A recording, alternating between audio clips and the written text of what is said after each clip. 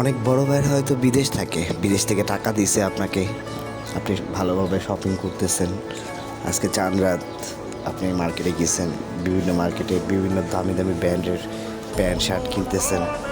তবে একটাবার খোঁজখবর কি নিয়ে দেখছেন আপনার বাবা, আপনার ভাই যারা প্রবাসে আছে তারা কি করছে? তারা কি সেমাই খাইছে? তারা কি একটা ঈদের জন্য কাপড় কিনছে? কোনো দিন খবর নিয়ে দেখছেন তারা কত কষ্টে আছে? আসলে কি আপনি আমি ঠিক আছে সবাই যারা ঢাকায় বাংলাদেশে থাকি, ঈদের সময় হইলে ঠিক আছে বাসে ট্রেনে যেভাবে হোক আমরা বাড়িতে পৌঁছাই বাবা মার সাথে ঈদ করার জন্য। কিন্তু প্রবাসটা তা পারে না। প্রবাসটার বুকের উপরে অনেক একটা পাথর জমানো থাকে।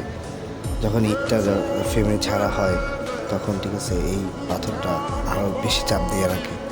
তখন তাদের বুক ফাটে, চোখ দিয়ে পানি পড়ে, কিন্তু তাদের ইমোশনাল জায়গাগুলো ঠিক আছে খুবই কষ্টকর হয়।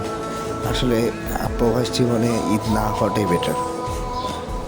ঈদ হওয়াটা মানে প্রবাসীদের জন্য আরও কষ্টকর।